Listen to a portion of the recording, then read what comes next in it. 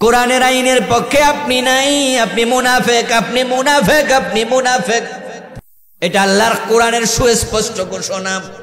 এই দেশের নামাজওয়ালারা, রোজাওয়ালারা, টুপিওয়ালারা, আমরা কোরআনওয়ালারা যদি আল্লাহর আইনের পক্ষে চলে আসতাম তাহলে কোরআনের আইন কায়েম করতে 6 মাসও লাগবে না। জিয়াউর রহমানের আদর্শ, এরশাদের আদর্শ যদি এই দেশের কিছু নেতা আলাদা করে সংসদে নিতে পারে, এবং গত 15 বছর তারা বলেছে বঙ্গবন্ধুর আদর্শে আমরা দেশ সাজাবো, তাদের দোষ আমি দেব না। ও আলেম, তোমারে প্রশ্ন করি, তারা তো সাধারণ মানুষ, তারা বোঝে না, তাই তারা বঙ্গবন্ধুর আদর্শের কথা বলে, জিয়াউর রহমানের আদর্শের কথা বলে, এরশাদের আদর্শের কথা বলে। তুমি আলেম হয়ে তো বোঝো মুসলমানের কাছে নবী মুহাম্মদ ছাড়া কেউ আদর্শ হতে পারে না। তো তুমি কেন চুপ? আমরা তো আল্লাহর রহমতের প্রত্যাশী নাকি? বিভিন্ন জন বিভিন্ন রোগে আছি, শোকে আছি, কষ্টে আছি, অসুস্থতায় আছি, অভাবে আছি, অনটনে আছি, না বলা অনেক দুঃখ কষ্ট আছে।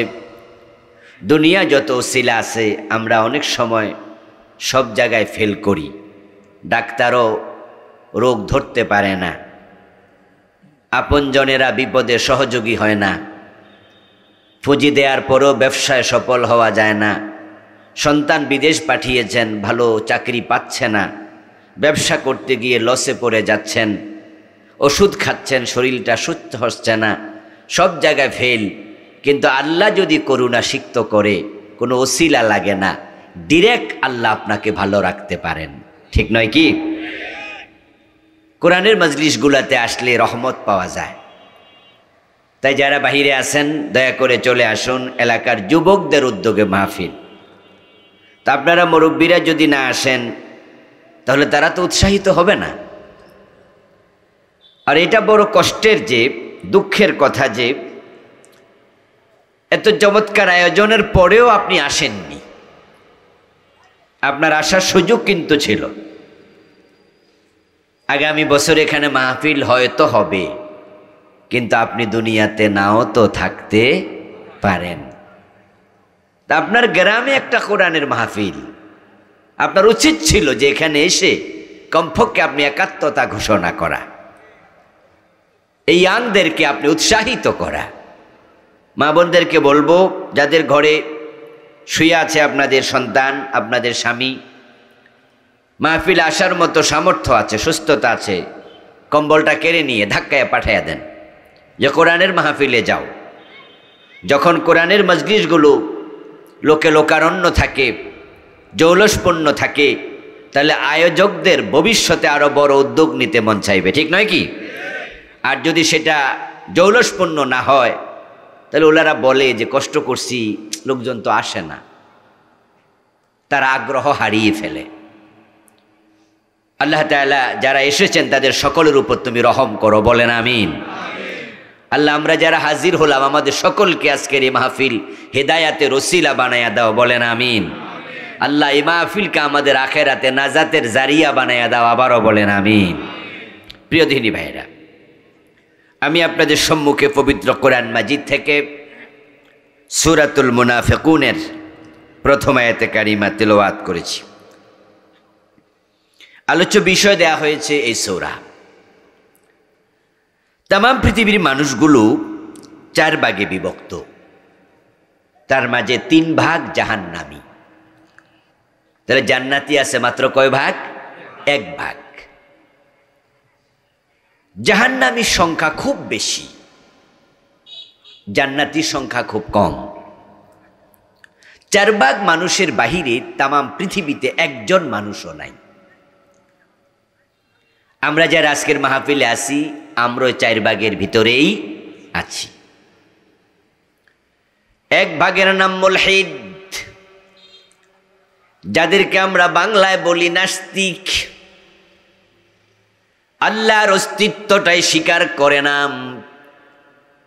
তারা বলে দেয়ার ইজ নো গড, সৃষ্টিকর্তা বলতে কেউ নাই। নাউজুবিল্লাহ পড়বেন না? তারা বলে আনসিন ইজ নাথিং, যা দেখি না তা মানি না। পৃথিবীতে এমন কিছু মানুষ আছে যে মানুষগুলো আল্লাহ তাআলা যে আছেন এটাই বিশ্বাস করতে চায় না। তারা বলে সব কিছু নাকি প্রাকৃতিকভাবে হয়ে গেছে। এমন কিছু মানুষ বাংলাদেশেও আছে, যেমন তসলিমা নাসরিন, নাম শুনছেন? দেশ থেকে পালাইয়া গেছে, এখন ইন্ডিয়াতে আছে। কয়দিন আগে শুনছিলাম মরে গেছে, পরে দেখি না মরেও মরে নাই। তসলিমা নাসরিন বলে, আমরা যারা মুসলিম, সে আমাদেরকে কটাক্ষ করে বলে বুদ্ধিমানরা মুসলিম হয় কেমনে, সে নাকি খুব বুদ্ধিমতী, খুব বোঝে। নাস্তিকগুলো অতি চালাক, আসলেও তারা অতি চালাক। আর বাংলায় প্রবাদ আছে, অতি চালাকে গলায় দড়ি। তারা আল্লাহর অস্তিত্ব স্বীকার কেন করে না? তারা অতি চালাক হয়ে তারা যুক্তিবাদী হয়। এই হলো এক দল। তাদের ব্যাপারে সংক্ষিপ্ত কিছু কথা বলবো, আগে দলীয় পরিচয়গুলো দেই। 4 দল মানুষ, 4 ভাগ মানুষ। 1 ভাগ হলো নাস্তিক। আপনারা বলুন তো, নাস্তিক যারা তারা জান্নাতি না জাহান্নামী? তাহলে 1 দল দোজখী পাওয়া গেল, যারা আল্লাহর অস্তিত্বটাই স্বীকার করে না। দ্বিতীয় দলের নাম হলো কাফের এবং মুশরিক। তারা আল্লাহকে স্বীকার করে, আল্লাহ আছে এটা বলে, কিন্তু এক আল্লাহর ইবাদত করতে রাজি হয় না। তারা আল্লাহকেও স্বীকার করে, আবার লাত, মানাত, উজ্জা, হবল, লক্ষ্মী, দুর্গা, সরস্বতীর পূজাও করে। তারা আল্লাহকেও স্বীকার করে, আল্লাহর আইনও তারা মানে। 5 ওয়াক্ত নামাজ আপনি ওই মানুষগুলো পড়তে চায়, পড়ে। রমজানে রোজাও রাখে, মাঝে মাঝে কিছু ফেঁসও লাগায়, কিন্তু বলে না আমরা নামাজ রোজা মানি না, আল্লাহরে মানি না।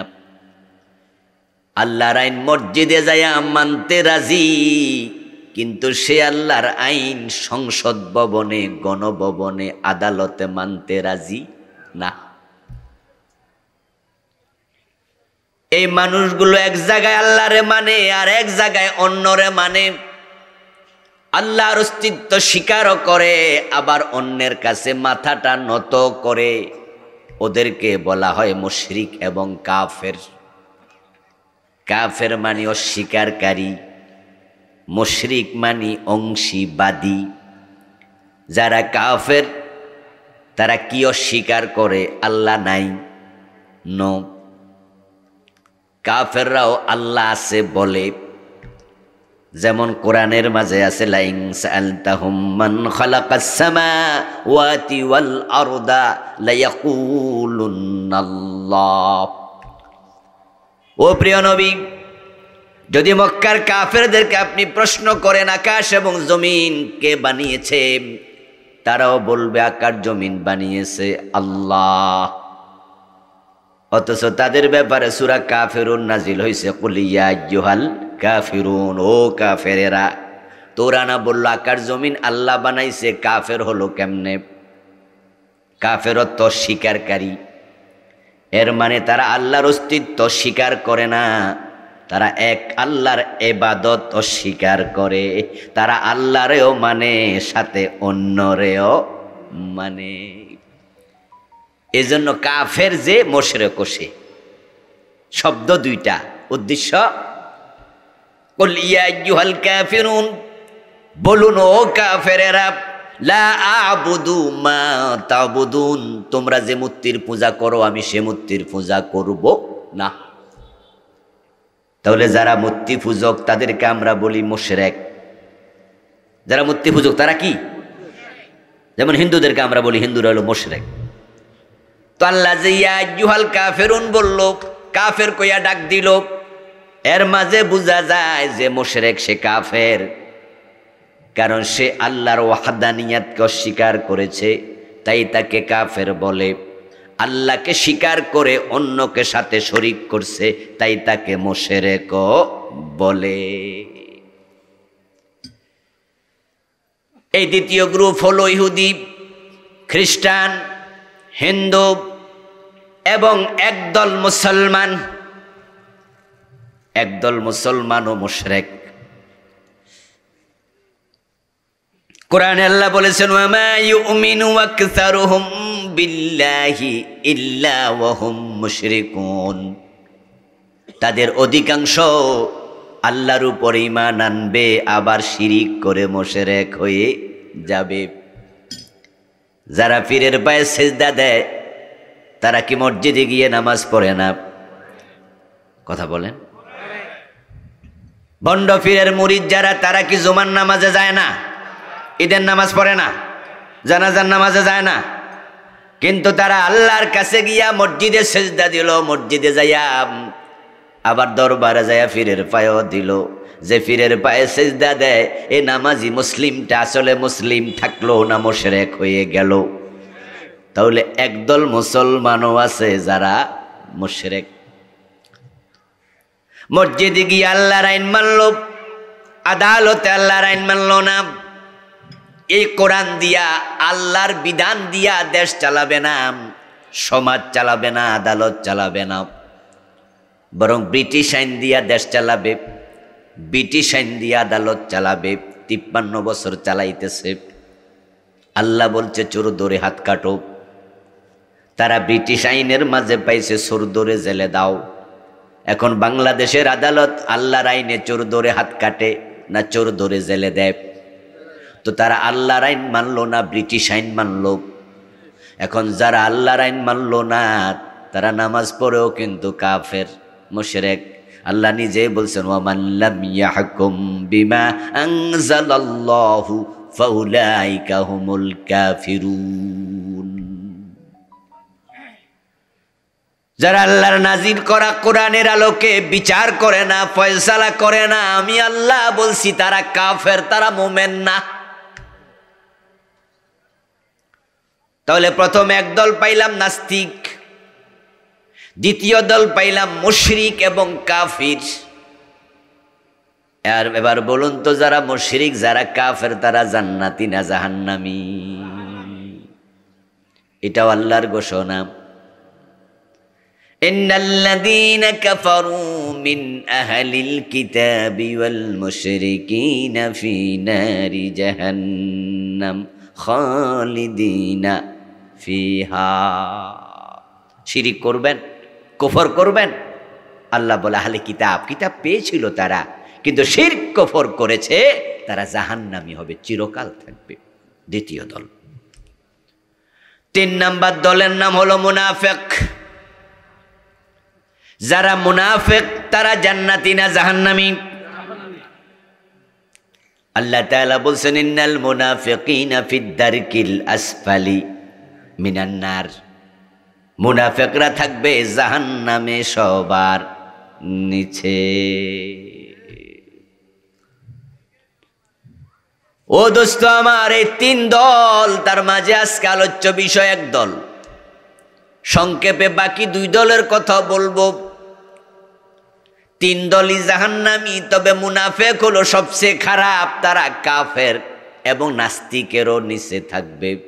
তসলিমা নাসরিনও জাহান্নামী, যদি এই অবস্থায় মারা যায়, তাওবা না করে। ফিরাউন জাহান্নামী, নমরুদ জাহান্নামী। যে মুনাফিক আব্দুল্লাহ ইবনে উবাই, সেও জাহান্নামী। তার মাঝে আব্দুল্লাহ ইবনে উবাই রাসূলের হাতে কালেমা পড়ছে, রাসূলের পিছনে নামাজ পড়ছে, রাসূল মুহাম্মদ সাল্লাল্লাহু আলাইহি ওয়াসাল্লামের সাথে যুদ্ধের মাঠে জিহাদ করতে গেছে। গাজওয়ায়ে বনি মুস্তালাকে আব্দুল্লাহ ইবনে উবাই শামিল হয়েছিল। ফেরাউন কোনোদিন কালেমা পড়ে নাই, ফেরাউন কোনোদিন নামাজ পড়ে নাই, ফেরাউন ইসলামের পক্ষে যুদ্ধে যায় নাই। নমরুদও তাই, তাই নমরুদও জাহান্নামী, ফেরাউনও জাহান্নামী। আর যে আব্দুল্লাহ ইবনে উবাই রাসূলের হাতে কালেমা পড়ছে, সে আব্দুল্লাহ ইবনে উবাই জান্নাতি না জাহান্নামী? তার অবস্থান হবে ফেরাউন নমরুদেরও নিচে। তাহলে বোঝা যায় মুনাফিক কাফেরের চেয়েও ভালো না খারাপ? কিন্তু মুনাফিকের মাঝে নামাজ রোজাও আছে। 3 দল জাহান্নামী। চতুর্থ দলের নাম মুমিন, মুসলিম, ঈমানওয়ালা, ইসলামওয়ালা। তারা সব জান্নাতি। সুবহানাল্লাহ পড়ে। কদ আফলাহাল মুমিনুন, যারা মুমিন তারা সফল। মান ক্বালা লা ইলাহা ইল্লাল্লাহ সুম্মা মাতা আলাইহি দাখালাল জান্নাহ। প্রিয় নবীজি বলেছেন, যে ব্যক্তি কালেমা পড়ল, এই ঈমানের উপরে মৃত্যুবরণ করলো, মরতে দেরি, আল্লাহর জান্নাতে যেতে দেরি হবে না। وقال النبي صلى الله عليه وسلم إني لا أعرف من يخرج من النار آخرا। যে ব্যক্তিকে জাহান্নাম থেকে সবার পরে মুক্তি দেয়া হবে, আমি নবী মুহাম্মদ তাকে চিনি। ইয়াখরুজু মিনান নারি হাবওয়া ফাইন্নাহু ইয়াকুনু ফিন নারি হুমামা। সে অপরাধের কারণে জাহান্নামের আগুনে জ্বলতে জ্বলতে অঙ্গারের মতো হয়ে গেছে, লাকড়ি জ্বলে যেমন অঙ্গার হয়। কিন্তু লোকটার অন্তরে ঈমান আছে। ঈমান থাকার কারণে আল্লাহ তাআলা তাকে জাহান্নামের শাস্তি দেয়ার এক পর্যায়ে তাকেও মুক্তি দিয়ে জান্নাত দিয়ে দেবেন। ঈমানওয়ালা জান্নাতি, ঈমানওয়ালা জান্নাতি, বাকি তিন গ্রুপ জাহান্নামী। সরিষা পরিমাণ ঈমানও যদি থাকে অন্তরে, আপনি জান্নাত পাবেন। কারণ ঈমানওয়ালাকে আল্লাহ কখনো চিরস্থায়ী জাহান্নামী বানাবেন না। প্রিয় নবীজি বলছেন, ইয়াখরুজু মিনান নারি হাবওয়া। ওই ঈমানওয়ালা সে জাহান্নাম থেকে যখন বের হবে, হাঁটার মতো বল নাই, সামর্থ্য নাই, জীর্ণ শীর্ণ হয়ে গেছে ক্ষীণকায়। জাহান্নামের আগুনে জ্বলতে জ্বলতে কালো অঙ্গার হয়ে গেছে, তাই ক্রলিং করে হামাগুড়ি দিয়ে দিয়ে জাহান্নাম থেকে বের হবে। তাকে নাহারুল হায়াত নামক একটি ঝর্ণায় আল্লাহর ফেরেশতারা গোসল দেয়াবে। তারপরে সে সুঠাম দেহে পরিণত হবে। ওই দেহ নিয়ে আল্লাহর জান্নাতে সে ঢুকবে। আল্লাহ ওই সর্বশেষ জান্নাতে প্রবেশকারী ওই ক্ষীণ দুর্বল সরিষা পরিমাণ ঈমানওয়ালা মুসলমানকে দুনিয়ার মতো 10 দুনিয়া জায়গা জান্নাতে দিয়ে দেবেন। আর যারা এর আগে জান্নাত পাবে, তারা কি পরিমাণ পাবে? আমার বন্ধু, এটা হলো ইমানদারের পুরস্কার। ইমানদার যারা, তারা জান্নাতি। জান্নাত পাওয়ার জন্য শর্ত হলো ঈমানের উপরে মরিতেই। ঈমান হারা হইয়া যদি মরে, তাহলে জান্নাত নাই। 4 গ্রুপ মানুষের পরিচয় দিলাম। এখন আপনি কোন গ্রুপে নিজেকে খুঁজবেন? আলহামদুলিল্লাহ, আমরা নাস্তিক নই। আমরা আল্লাহর অস্তিত্বে বিশ্বাস করি।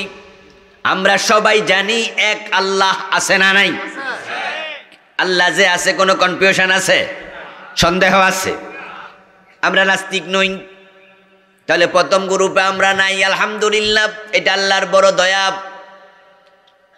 যে মানুষগুলো নাস্তিক তারা ব্যাককল, যদিও নিজদেরকে তারা মনে করে অতি চালাক। তারা বলে, যা দেখি না তা মানি না। সৃষ্টিকর্তাকে নাকি তারা খুঁজে পায় না। অথচ আমরা পৃথিবীর যেদিকে তাকাই, সেখানে আল্লাহর অস্তিত্ব দেখতে পাই। ওয়াফিল আরদি আয়াতুল লিল মুকিনিন। কোরআনে আল্লাহ বলেন, জমিনের মাঝে আল্লাহর অসংখ্য নিদর্শন আছে। তুমি যদি তাকাও তোমার নিজের দিকে, ওয়াফি আনফুসিকুম আফালা তুবসিরুন।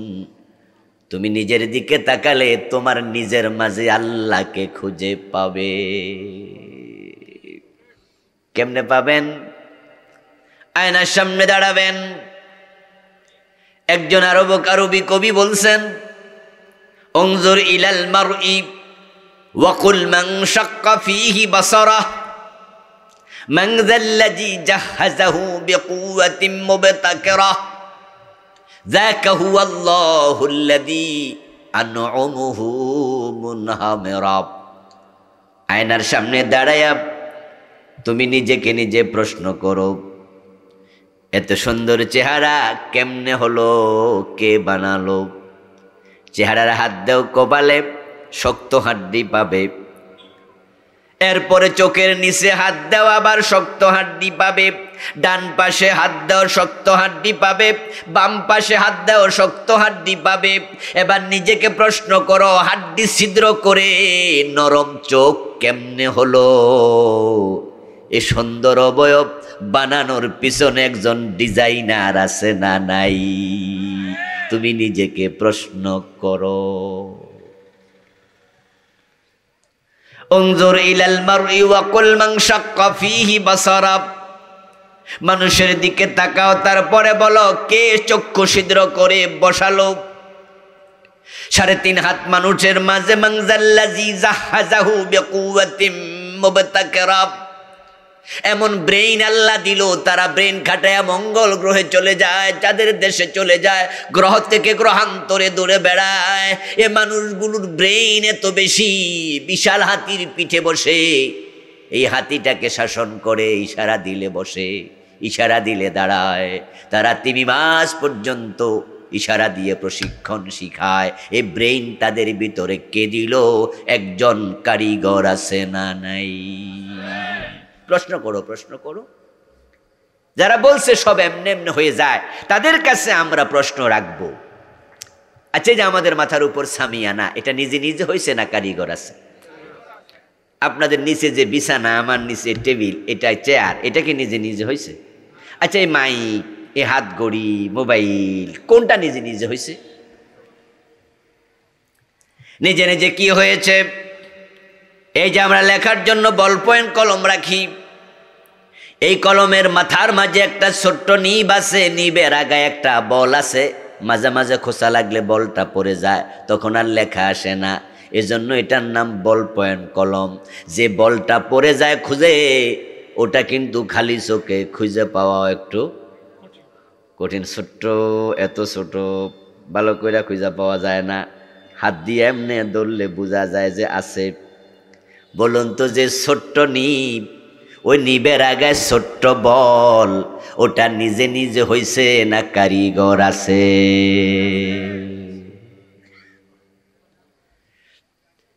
নাস্তিকগুলো ব্যাককল, ও দোস্ত, তারা ভাবে তারা অতি চালাক, তারা নাকি আল্লাহরে পায় না, বলে সব এমনি এমনি হয়ে গেছে প্রাকৃতিক। আমি বলি, ও ভাই নাস্তিক, থামো একটু, ভাবো। তোমার পায়ের জুতা একা একা হলো না, মাথার টুপি হলো না, হাতের মোবাইল হলো না, পকেটের মানি ব্যাগ হলো না, পৃথিবীর চারিদিকে তাকাও, এ বল পয়েন্ট কলম একা হয় নাই, বলটা একা হয় নাই, নিব একা হয় নাই। এই ছোট্ট বলের যদি কারিগর লাগে, এত বড় আকাশ, এত বড় জমিন, এই বিশাল পাহাড়, এই বিস্তীর্ণ মরুভূমি, এগুলোর পিছনে বুঝি কোনো কারিগর নাই?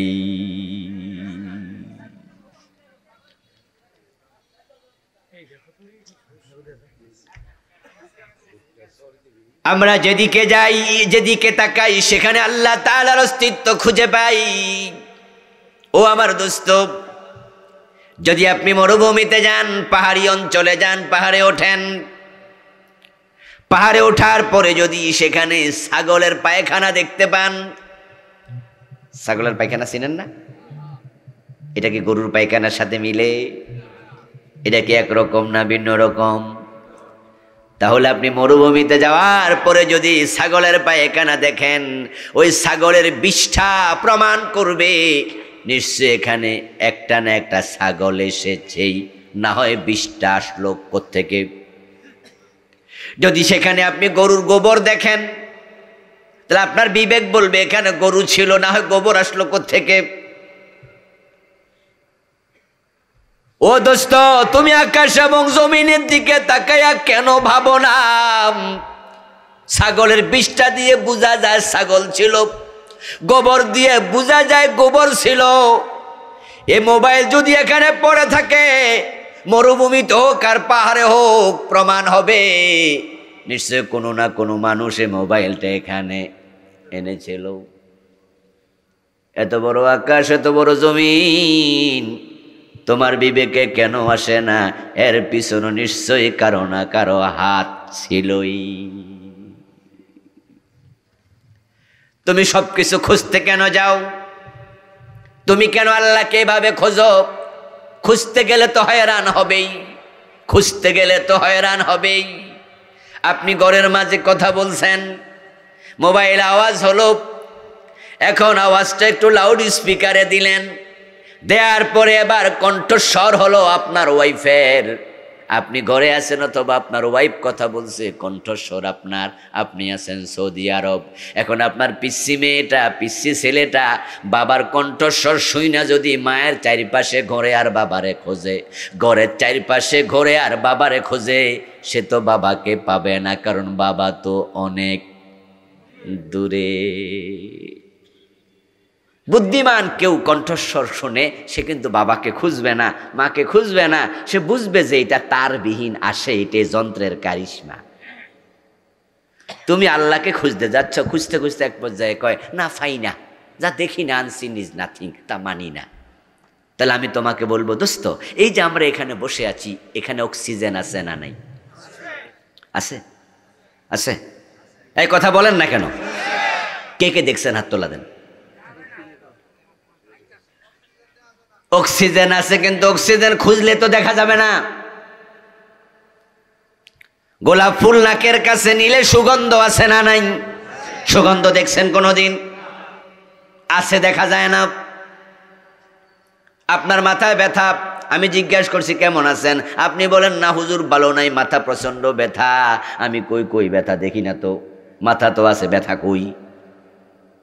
তুমি সবকিছু খুঁজতে কেন যাও? কত কিছু বিবেক দিয়ে অনুধাবন করা লাগে। মহান আল্লাহর আরশের উপরে আল্লাহকে খালি চোখে দেখা যায় না, এবং খুঁজেও পাওয়াকে বিশ্বাস করা লাগে।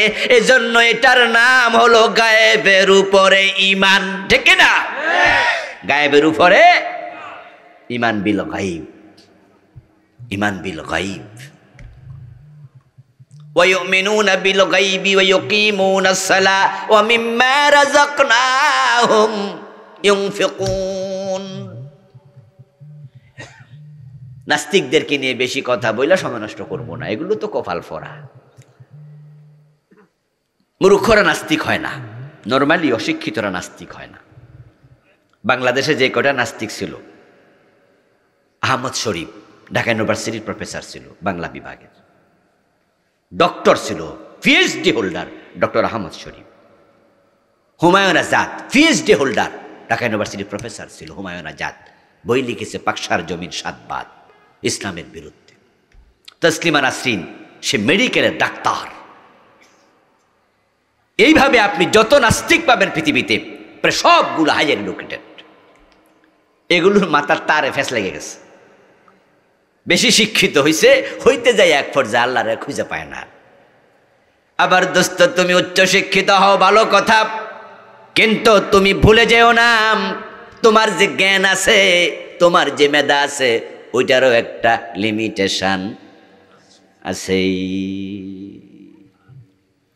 যেমন বাংলাদেশের সবচেয়ে বড় শিক্ষিত মানুষ যেজন, কেউ না কেউ তো আছে, আছে না? সবাই শিক্ষা কি সমান? তো যিনি ধরেন বাংলাদেশের 1 নাম্বার শিক্ষিত, কুয়াকাটা সমুদ্র সৈকতে তাকে নিয়ে আমরা গেলাম, সেও গেল, আমরাও গেলাম, সবাই মিলে গেলাম। যখন সূর্যটা ডুবে যায়, তখন সে যেমন দেখে ডুবতেছে, আমরাও দেখি ডুবতেছে। তার চোখ যা দেখায় আমার চোখ তা দেখায়। সে দেখলো সূর্য অর্ধেক ডুবেছে, কিছুক্ষণ পরে দেখলো মোটামুটি প্রায় ডুবে গেছে, একটু পরে দেখলো পুরা সূর্যটা ডুবে গেছে। সে আমারও বলতেছে হুজুর আপনি কি দেখেন? আমি বললাম আমিও ঠিক তাই দেখেছি আপনার মতো। এর মাঝে একজন সৌদি আরব ফোন দিল, দিয়া তার দোস্তরে কইল, দোস্ত সূর্য ডুবার খবর কি? দোস্ত উত্তর দেয়, এখনো ডুবতে 3 ঘন্টা বাকি। তো বাংলাদেশের শিক্ষিত মিয়া দেখলো ডুবছে, আমিও দেখছি ডুবছে, দোস্ত কয় 3 ঘন্টা বাকি আছে, আসলে কি সূর্য ডুবছে নাকি? তো দেখলেন কি? আপনার চোখে যা দেখেন সব ঠিক নয়, যত বড় শিক্ষিত হন চোখ আপনাকে ধোঁকা দিতেই। এর জন্য বেশি পণ্ডিত ভাববেন না নিজেকে। ঢাকা বিশ্ববিদ্যালয়ের প্রফেসর এর মানে আপনি সব বুঝালাইছেন, কেন এটা ভাবতে যান? আল্লাহর বক্তব্য হলো আমা উতিতুম মিনাল ইলমি ইল্লা কলিলা, আমি তোমাদেরকে ইলম দেই নাই জ্ঞান, তবে দিয়েছি বড়ই সামান্য। আচ্ছা, আমরা যখন আকাশের দিকে তাকাই সূর্যকে আমরা কত বড় দেখতে পাই? বলেন বলেন, কত বড় দেখতে পাই? ফুটবলের সমান বা আরেকটু বড়? যিনি বাংলাদেশের সবচেয়ে বড় শিক্ষিত, ঢাকা বিশ্ববিদ্যালয়ের বর্তমান যিনি ভিসি, ধরে নেন যে উনি বাংলাদেশের সেরা শিক্ষিত, ধরে নেন যে হাটহাজারী মাদ্রাসার মুহতামিম বাংলাদেশের সেরা শিক্ষিত। তা আমি দেখলাম সূর্য এত বড়, উনি কি সূর্যের একটুকুই দেখছে না অন্য কিছু? তো ঢাকা বিশ্ববিদ্যালয়ের ভিসি নিজের চোখে দেখলো সূর্য ফুটবলের সমান বা তার চেয়ে বড়, অথচ নাসার বিজ্ঞানীরা বলতেছে সূর্য তুমি যা দেখছো তুমি ভুল দেখছো, তোমার চোখ তোমাকে ভুল দেখাইছে, কারণ সূর্য দেখার মতো পাওয়ার তোমার চোখের নাই। এ সূর্য ফুটবলের সমান নয়, বড় একটা মাঠের সমান নয়, এটা পৃথিবীর তুলনায় 13 লক্ষ গুণ বড়। এই আপনাদেরকে বলতে হবে, শিক্ষিত মানুষরা বিশেষ করে যারা একটু বুঝদার কথা বলেন, সূর্য কি বড় ফুটবলের সমান না পৃথিবীর সমান? মাশাআল্লাহ, হ্যাঁ, পৃথিবীর সমানও না ফুটবলের সমানও না, এটা পৃথিবীর তুলনায় 13 লক্ষ গুণ বড়। আচ্ছা, এই তো বড় সূর্য, এরকম স্টাইলে এইরকম বড় কে কে দেখছেন? তা আপনি দেখলেন কি? বিজ্ঞানীরা কয় কি? এখন বিজ্ঞানীরা যা বললো এটা মিথ্যা না সত্য? এই কথা বলেন না ভাইয়েরা। তা আপনি যা দেখলেন তা সত্য না মিথ্যা? তাহলে আপনার চোখ 30, 40, 50 বছর দেখাইছে মিথ্যা, বিজ্ঞানীরা যেটা কয় এটা সত্য।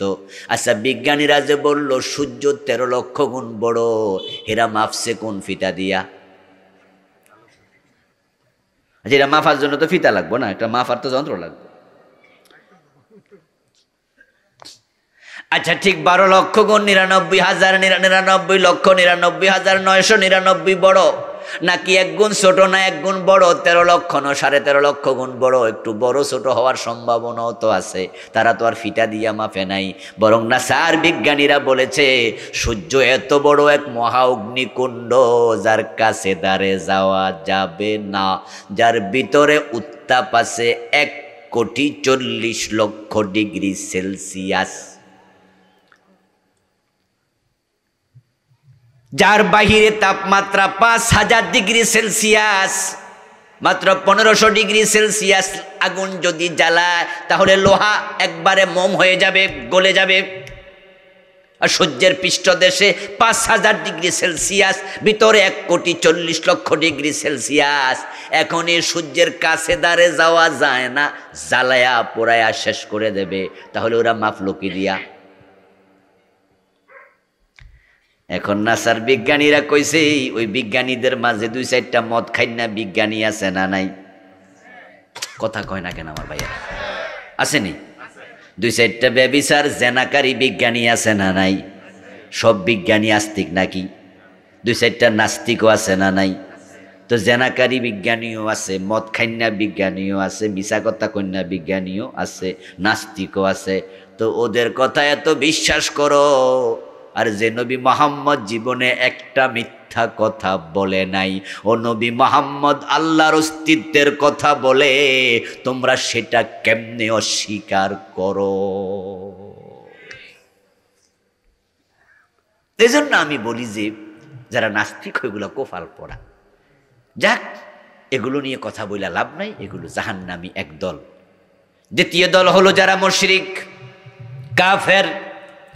আজকে তাদেরকে নিয়েও কথা বলবো না, আজকে মুনাফিক নিয়ে বলবো। ধৈর্য হারা হচ্ছেন না তো? আবার আসল জায়গা যাইতেছি, একটু গোলায় গেলে যাই আর কি। আমার বন্ধু শিরিক নিয়ে আমি আলাদা বই লিখেছি। আমার বই আছে প্রচলিত শিরক ও তা থেকে বাঁচার উপায়। আমি বাংলাদেশে চলমান 29টা শিরক লিখেছি, আমার গাড়িতে আছে, গাড়ি এখানে আছে, আপনারা অনেকে পেয়েছেন বা শুনেছেন, আজকে নিতেও পারবেন।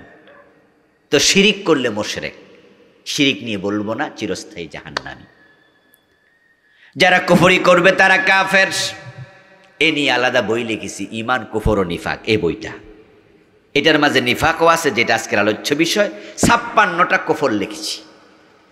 আমার লেখা মোট 8টি বই আছে আলহামদুলিল্লাহ।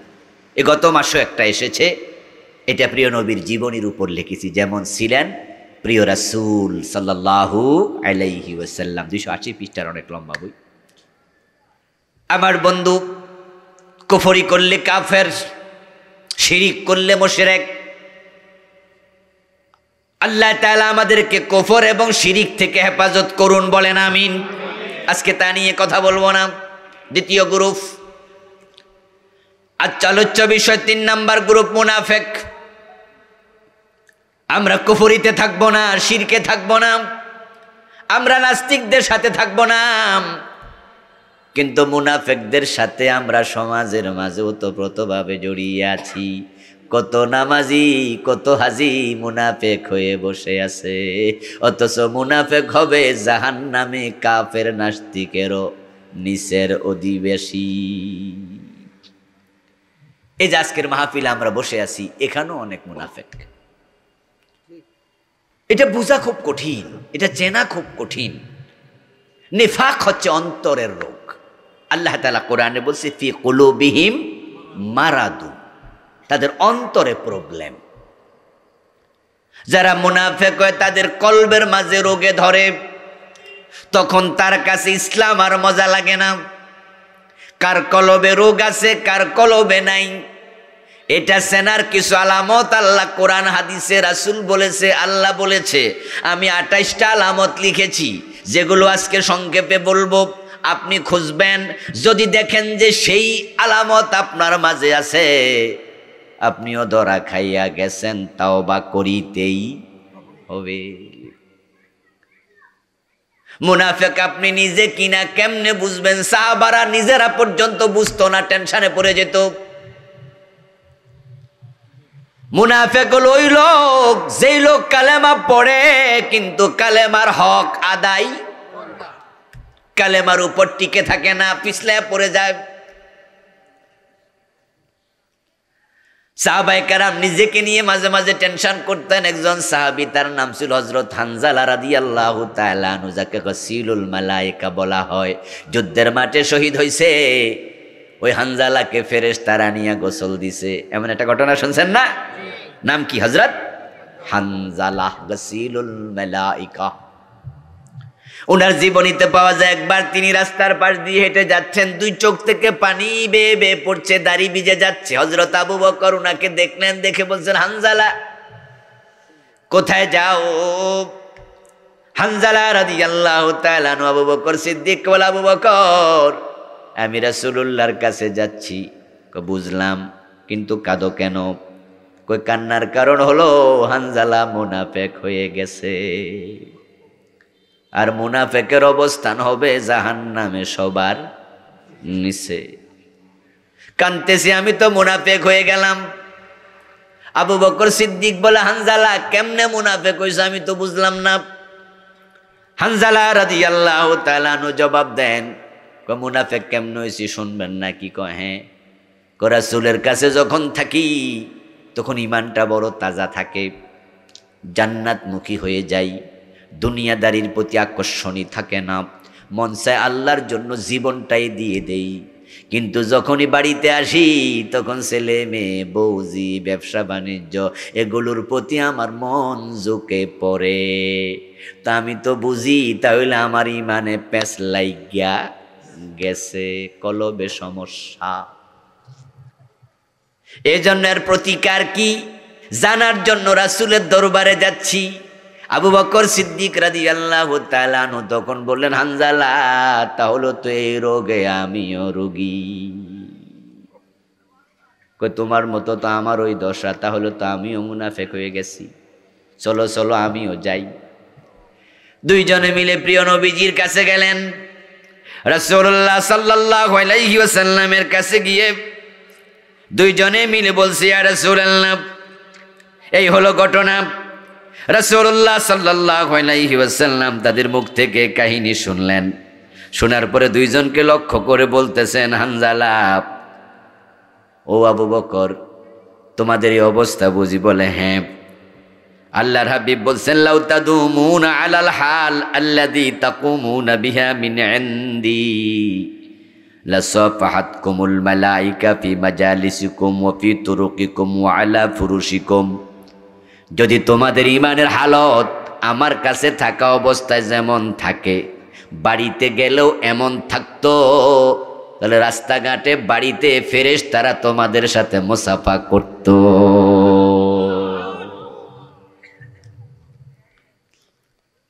ইয়া হানজালা সাআতান ওয়া সাআতান ওয়া সাআতান। ও হানজালা, এটার নাম মুনাফিকি না। তুমি ভয় পাইও না, তুমি যেটা ভাবছো এটা সেটা নাম, বরং সময়ে সময়ে ইমানের কুওয়াতের মাঝে, শক্তির মাঝেও তারতম্য হয়। আমার কাছে থাকলে ইমানের শক্তি থাকে খুব বেশি, আমার কাছ থেকে চলে গেলে ইমানের মাঝে দুর্বলতাও আসতে পারে। এটার নাম মুনাফিকি না। আমি হাদিস দিয়ে বুঝাতে চাইলাম মুনাফিকি কি জিনিস। মাঝে মাঝে সাহাবারাও বুঝতে পারতো না, টেনশনে পড়ে যেত। কিন্তু মুনাফিকি নিয়ে এখানে আপনারা যারা আছেন টেনশন করছেন কয়দিন? নবী মুহাম্মাদের মতো সাহেবুল নেফাক থেকে আল্লাহর কাছে ফানা চাইয়া বলতো, ইয়া রব্বি আল্লাহুম্মা তাহির কলবি মিনান নিফাক। ও আমার রব আল্লাহ, আমি নবী মুহাম্মাদের কলবকে নেফাক থেকে তুমি পবিত্র রাখিও। মুনাফিকি থাকতে থেকে নিজের কলবের পবিত্রতার জন্য আপনি দোয়া করছেন কয়দিন? রাসূলের একজন সাহাবী ছিলেন, নাম ছিল হুযায়ফা ইবনুল ইয়ামান। কি নাম? বলেন বলেন, ওয়াজ বাড়িত নিয়েন কিছু। কি নাম? হুযায়ফা ইবনুল ইয়ামান রাদিয়াল্লাহু তাআলা আনহু। উনার উপাধি ছিল সাহিবু সিররিন নবী সাল্লাল্লাহু আলাইহি ওয়াসাল্লাম। বাংলা অর্থ হলো, উনার উপাধি হলো রাসূলুল্লাহর গুপ্ত ধনভাণ্ডার, গুপ্ত খবরের ভাণ্ডার। গোপন খবর, প্রিয় নবী, গোপন মেসেজ, গোপন তথ্য উপাত্ত আবু বকর ওমরের কাছেও সব বলতেন না, শুধু একজনের কাছে সব বলতেন, তার নাম ছিল হযরত হুযায়ফা। এক এক সাহাবীর এক এক ফজিলত, এক এক সম্মান। হুযায়ফার সম্মান ছিল উনি প্রিয় নবীর গোপন খবরের ভাণ্ডার, গোপন তথ্যের ভাণ্ডার। মদিনায় কারা কারা মুনাফিক ছিল আল্লাহর হাবিব হুযায়ফার কাছে বলে গেছেন। হযরত ওমর যখন খলিফা, হযরত ওমরের কাছে কোনো মানুষের মৃত্যুর খবর যদি আসতো, ওমর যেহেতু প্রেসিডেন্ট, তাই কেউ মারা গেলে ওনার জানাজার নামাজের ইমামতির ডাক পড়ত। হযরত ওমর যখন কারো মৃত্যুর খবর শুনতেন, ওনাকে ইমামতি করার জন্য ডাকা হতো, তিনি বলতেন, আগে হুযায়ফার কাছে যাও। আর মনে মনে ভাবতেন, ওর জানাজার নামাজ পড়ার জন্য হুযায়ফা যদি রাজি হয়, তাহলে বোঝা গেল মুনাফিকের তালিকায় নাম। যেহেতু হুযায়ফা জানে কেডা কেডা মুনাফিক। আর যদি হুযায়ফা বলতো যে না, আমি তার জানাজার নামাজ পড়ব না, ওমর বলতেন যে আমিও যাব না। একদিন হযরত হুযায়ফা রাদিয়াল্লাহু তাআলা আনহু ওমর রাদিয়াল্লাহু তাআলা আনহুর সাথে বসে আছেন। ওমর রাদিয়াল্লাহু তাআলা আনহু, হুযায়ফা এক জায়গায়, হযরত হুযায়ফা রাদিয়াল্লাহু তাআলা আনহু, ওমর বসে আছেন। এই অবস্থায় এক ব্যক্তি আসলো, এসে বলতেছে, ওমর অমুক মারা গেছে, চলেন তার জানাজার নামাজ পড়াবেন। হযরত ওমর রাদিয়াল্লাহু তাআলা আনহু এই কথা শোনার সাথে সাথে তিনি জানাজার নামাজ পড়ানোর জন্য উঠবেন ভাব ধরছেন। হুযায়ফা সাথে বসা, ভাবতেছেন দেখি হুযায়ফা কি বলে। যখন ওমর উঠবে ভাব ধরছে, হযরত হুযায়ফা তখন বলছে, ইয়া খলিফাতাল মুমিনিন ইজলিস ইন্নাহু মিন হাউলা। ও ওমর, আপনি যার জানাজার নামাজ পড়ার জন্য দাঁড়াইছেন, দাঁড়াইয়েন না, বসেন। হে তো হে পার্টির লোক, ইন্নাহু মিন হাউলা, এর মানে ওই যে মুনাফিক, ও তো ওই দলের লোক, এজন্য জানাজার নামাজ পড়াতে যাবেন না। হযরত ওমর রাদিয়াল্লাহু তাআলা আনহু ওই লোকরে বিদায় করে দিলেন, বললেন যাও যাও তোমরা নামাজ পড়ো, আমি যাব না। আজকে মওকা বুঝে হযরত ওমর এবার হুযায়ফা ইবনুল ইয়ামানকে ধরছে, ধরে বলতেছে নাশাদতুকা বিল্লাহ আনা মিনহুম। ও হুযায়ফা, কারা কারা মুনাফিক মদিনায়, নবী মুহাম্মদ তো আপনার কাছে তাদের নাম বলে গেছে, সেখানে আমার নাম আছে নাকি?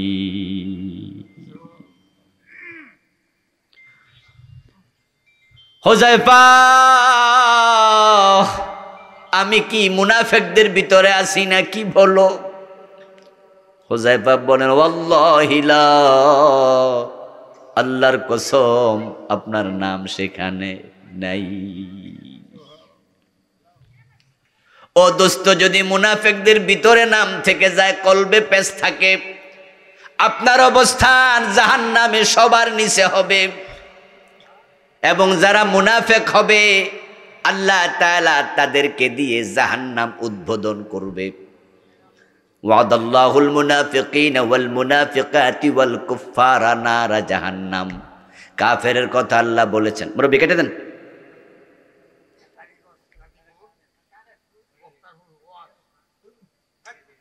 শেষ করুক। হ্যাঁ, ডিস্টার্ব হয়েছে, ডিস্টার্ব দিয়েন না। ওয়াদাল্লাহুল মুনাফিকিনা ওয়াল মুনাফিকাতি ওয়াল কুফারা নারা জাহান্নাম। আল্লাহ সিদ্ধান্ত নিয়েছেন তিনি জাহান্নামে দেবেন। শুরু করলেন মুনাফিক পুরুষ, তারপরে মুনাফিক নারী, তারপরে কাফের। ওয়াদাল্লাহুল মুনাফিকিনা ওয়াল মুনাফিকাতি ওয়াল কুফার। কাফেরকে জাহান্নামে আগে নয়, আগে দেবে যারা মুনাফিক তাদেরকে। আরে কায়তে আল্লাহ বলে ইন্নাল্লাহা জামিউল মুনাফিকিনা ওয়াল কাফিরিনা ফি জাহান্নাম জামিআ। এখানেও আল্লাহ মুনাফিকের নাম আগে কইল। ইন্নাল্লাহা জামিউল মুনাফিকিনা ওয়াল কাফিরিন, শুরুটা করছে কাফের দিয়া না মুনাফিক দিয়া? মুনাফিক আল্লাহর কাছে এত খারাপ কেন? কারণটা কি? কারণ জানা দরকার আছে কিনা? ও দোস্ত, কারণ হলো সমাজে ইসলাম ক্ষতিগ্রস্ত হওয়ার পিছনে মুনাফিকরা সবচেয়ে বেশি দায়ী। রাসূলুল্লাহকে মুনাফিকরা কষ্ট দিছে কাফেরদের চেয়েও বেশি। বাংলাদেশের দিকে তাকালেও বুঝবেন, এই দেশে যে 53 বছর সংসদ ভবনে কোরআন যায় না, কোরআন দিয়ে আদালতে বিচার হয় না, কোরআন দিয়ে রাষ্ট্রটা চলে না, এজন্য কিন্তু হিন্দু খ্রিস্টান দায়ী না। কারণ বাংলাদেশে হিন্দু বৌদ্ধ খ্রিস্টান সবাই মিলে কয় পার্সেন্ট? 8%। আর বাকি 92% মুসলমান। যদি আমরা 51% মুসলমান কোরআনের পক্ষে চলে আসতাম, তাহলে বাকিরা কিন্তু কোরআনের আইন ঠেকাইতে পারত না। তাহলে কোরআনের পক্ষে যে আজকে 51% মুসলমান নাই, এজন্য হিন্দুরে দোষ দেওয়ার সুযোগ আছে নাকি? কোরআনের আইনের পক্ষে আপনি নাই, আপনি মুনাফিক, আপনি মুনাফিক, আপনি মুনাফিক। এটা আল্লাহর কোরআনের সুস্পষ্ট ঘোষণা। إذا قيل لهم تعالوا إلى ما أنزل الله وإلى الرسول رأيت المنافقين يسدون عنك سدودا। আল্লাহ বলে, ও প্রিয় নবী, যখন তাদেরকে বলা হবে আসো আসো, তাআলাও আসো আল্লাহর কোরআনের দিকে, রাসূলের হাদিসের দিকে, লিয়াহকুমা বাইনাহুম, কোরআন হাদিস দিয়া বিচার ফয়সালা করতে চাই, কোরআন হাদিসের আইন চালাতে চাই। আপনি দেখবেন তাদের মাঝে যারা মুনাফিক, তারা আস্তে করে পাশ কাটাইয়া যাবে, এড়াইয়া যাবে। তারা বলবে তো ঝামেলায় আমি নাই। আপনি নামাজের জন্য ডাকেন, নামাজ পড়তে মসজিদে যাবে। কিন্তু নামাজিদেরকে বলুন না, ও নামাজি ভাইয়েরা, মসজিদে যেহেতু আসছেন, আপনারা সবাই আল্লাহর আইনের পক্ষে আসেন। তখন বলবো যে হুজুর, এই তো রাজনীতি না করলে হয় না। তখন তারা একমত হবে না। আমি তো বলি দোস্ত, এই দেশের নামাজওয়ালারা, রোজাওয়ালারা, টুপিওয়ালারা, আমরা কোরআনওয়ালারা যদি আল্লাহর আইনের পক্ষে চলে আসতাম, তাহলে কোরআনের আইন কায়েম করতে 6 মাসও লাগবে না।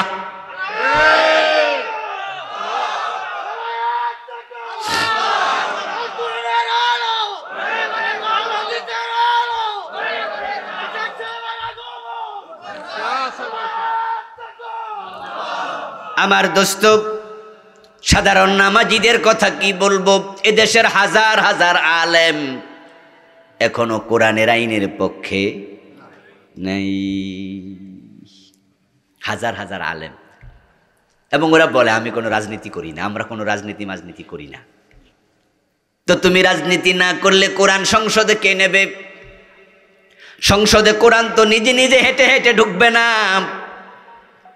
বঙ্গবন্ধুর আদর্শ